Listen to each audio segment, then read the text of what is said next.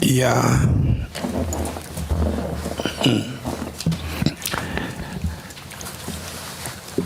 I thought I want to be minister one day, but I can't be.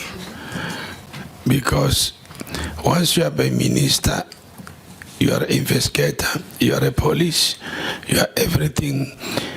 Dragging someone to not do service delivery because of the cases and cases and cases. Do you know how many cases that we have in South Africa? Millions. All departments. Minister, these things of cases, you leave this department without doing nothing. Because focusing problem when people suffering down there. What is going to be your legacy? Huh? Because people drag everything down because of the problem. We won't finish a problem. We're born with the problems. It's only to set, the system of giving away the tenders. That's it. But this problem is going to drag us because like some of the things, we are personal in the things that is happening.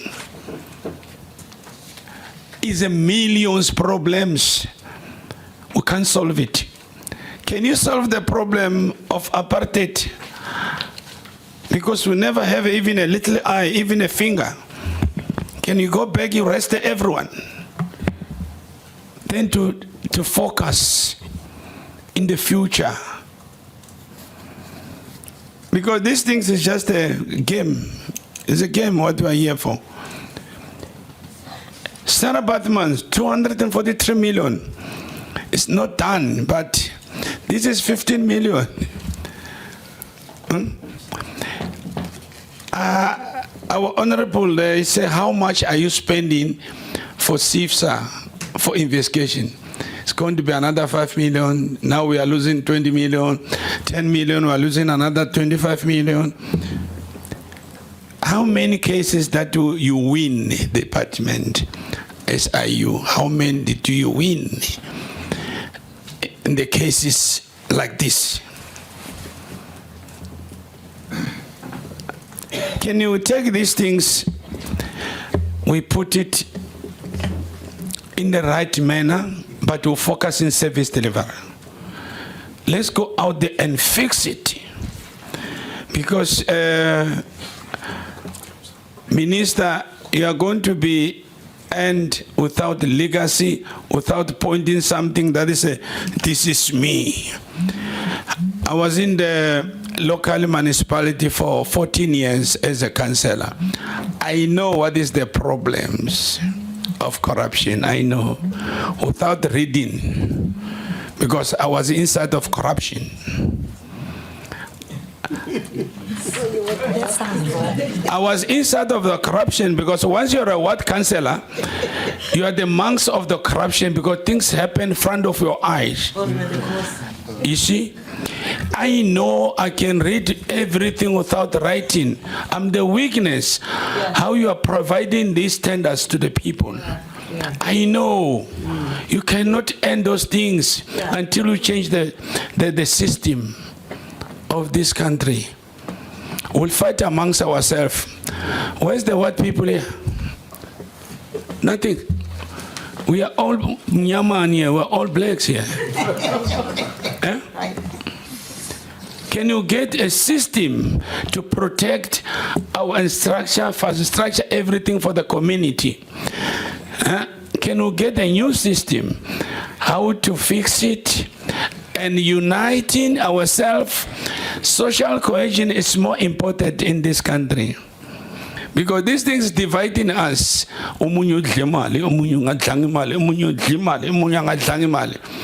If in these things someone was involved in eating, there was no case. I'm at the part of CIFSA. I was a part of CIFSA. Not only me. Even the interim committee, that are no more in this. Many of them that was in this involved. This CIFSA never just brought itself as like that.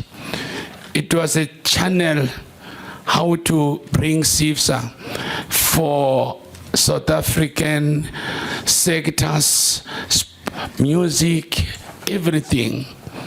But the system was not good. The way they are putting things, it was not good. Plus bonus, Chair.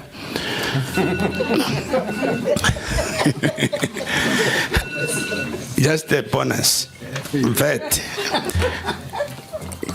Can a house we think when the sun comes out, it comes for everyone.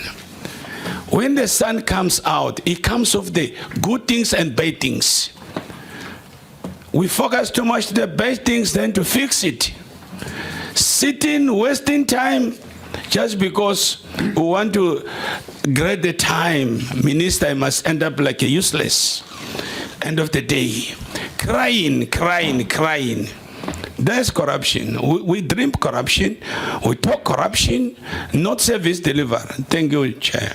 Thank you, honourable members. Be mindful, SIU is here. Advocate Sali. Thank you, Honourable Chair. I'm going to focus more on the criminal and forensic investigations. I must say I'm very disappointed in the report that has been provided. It just frustrates me because I feel there's a complete lack of information and there is information that is not here. So I note criminal cases and forensic investigations, and I note that there is a limited amount of civil cases that is being presented, and I'm wondering why, because under forensic investigations, the investigations also compiles of civil matters. That being said, Swimming South Africa, there's reported civil cases which is known in the public sphere and documented against Swimming South Africa. All of these cases are currently before court. DSAC, do you have a monitoring and evaluation team that keeps note of these matters? There are multiple cases reported against Swimming South Africa. Thus, please advise, based on the information provided to this portfolio, how is the data collected and submitted? Then with regard to SAFA and SARU, why is there no information detailed on the pending cases against these two bodies? So there, once again, how is this information presented? Because this information is currently in the public sphere. There is criminal cases with regard to both SAFA and SARU.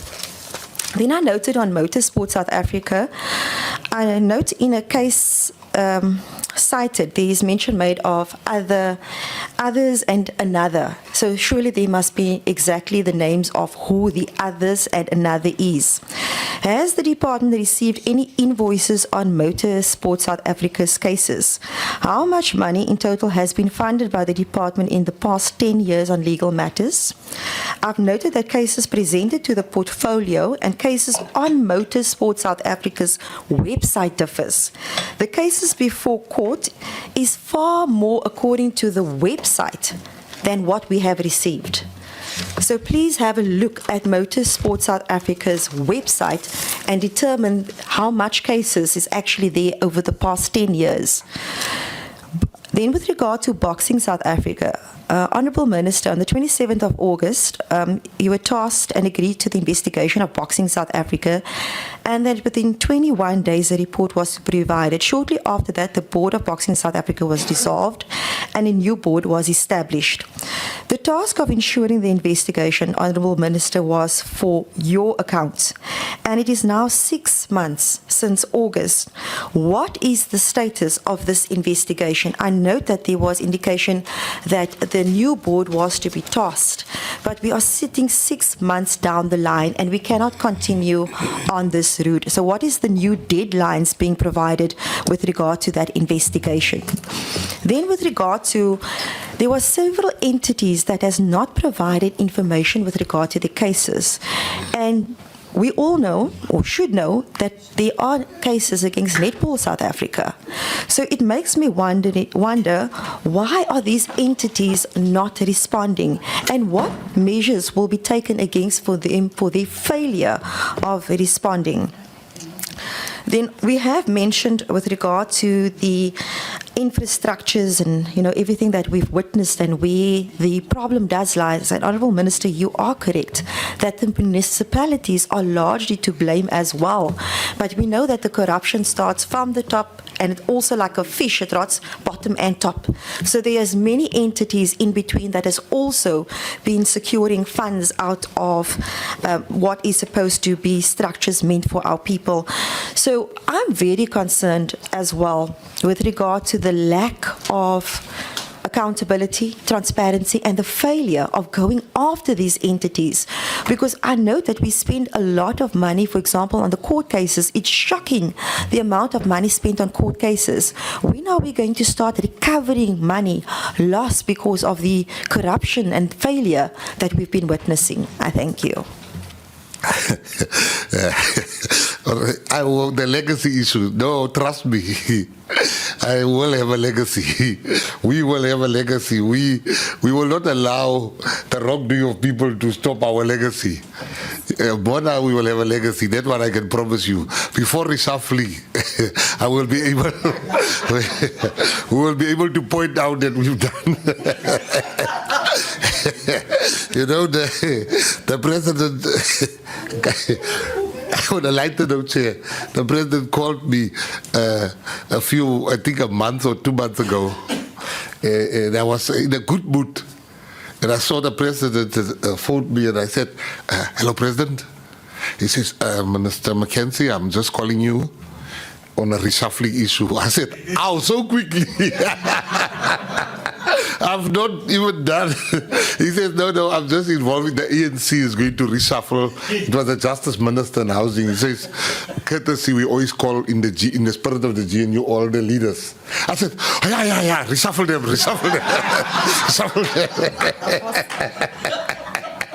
But for that moment, I'm like, so quickly. I still have plans. Honorable Sali, swimming South Africa, all the complaints that you've mentioned, Honorable Sali, we have also received. One of the biggest complaints is that money has been given by the lottery for Franschhoek. They got 18 million rand to fix Franschhoek swimming pool, Franschhoek sports field. What I did, we called in swimming as a chair. I wasn't really happy with the answers they gave me. I then said, I'm going to do an inspection in loco. I want to go there. And I told them to meet me there. Last week on Saturday, I went there together with them. And I looked at everything. And they said that they still are waiting another 18 million from the lotto to finalize that project. I then came back to my office and I called the lotto. And the lotto people says, no, it's not as clear cut.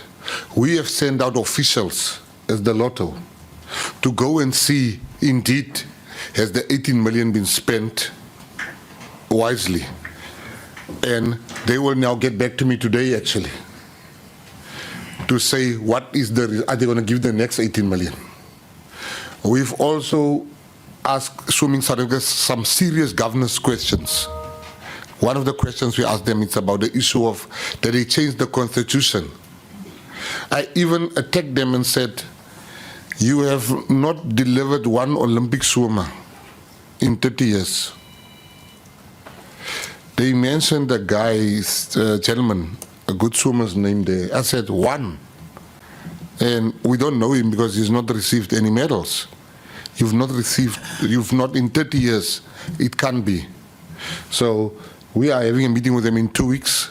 I will then come and report on that meeting.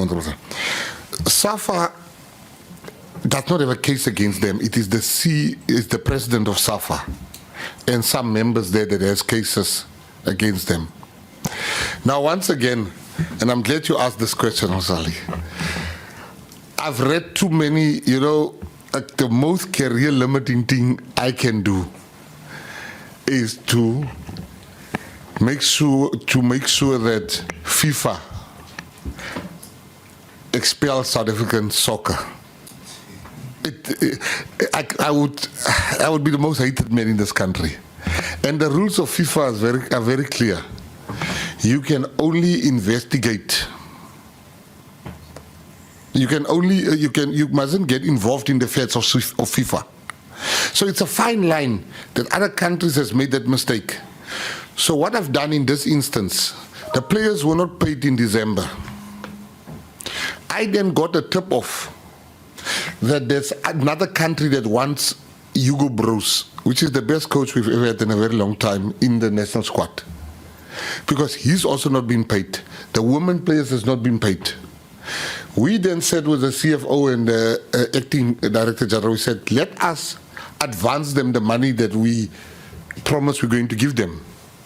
And this money must be ring-fenced to pay the players and pay the coach so that they remain. We did that. It was 5 million rand. CFO said 5 million. Yeah. It was 5 million rand.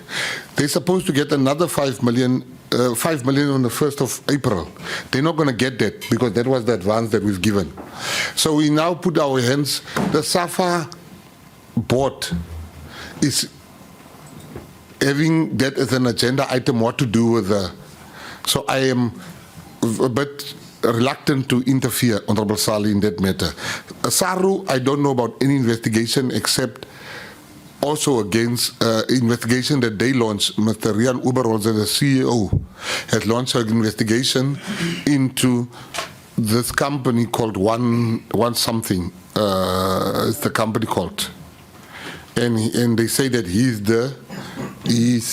the owner of the company. There's an investigation launched by SARU. That's what I'm aware of.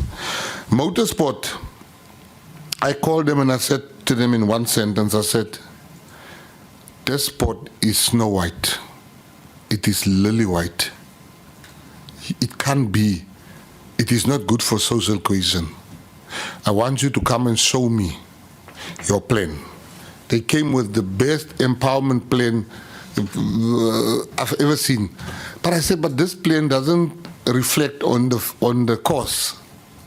So we then agreed with them, the biggest race, which they have invited me, I must say, so that I can go and see, because I understand motorsport, what is happening there. The issue of boxing South Africa, yes, I did promise right here.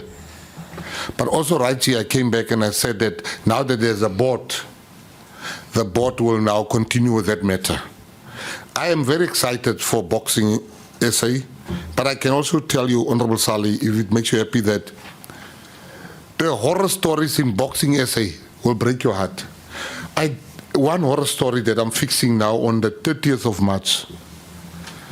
When you watch TV and you see a boxer getting a belt, I couldn't believe that. You see the boxers won the game and he got the belt. When the TV goes, they say, bring the belt back. We don't have other belts. I didn't believe that. They take the belt back from the boxers won the belt. They take the belt back. The shirts, yeah, they take it back. They don't give it back to him. The shirts that the referees are wearing are torn, because it has to have the logo. They've not bought them. Some referees are fixing it, putting it in cheek. It is a mess. The boxers are paid 1,000 rands per round. So if they knock you out in 2 rounds, you get 2K. If they knock you out in the first round, you get nothing, because you didn't finish the round in some instances. There are boxers that has not been paid. That's the most horror story of this department. So what we've done, on the 30th of March, we have made a list of all the boxers that were supposed to have their belts, and they never got the belts. On the 30th of March in Gauteng, we're handing over, we've ordered new belts for them. With Boxing South Africa, we are going to give them their belts so that they can take it home and show their children they've won. They've won belts. We've ordered shirts for the referees, 300 shirts for the referees. We've also ordered trousers for them. We have also made sure that on the 30th we are going to expose the promoters that pay people 1,000 rand.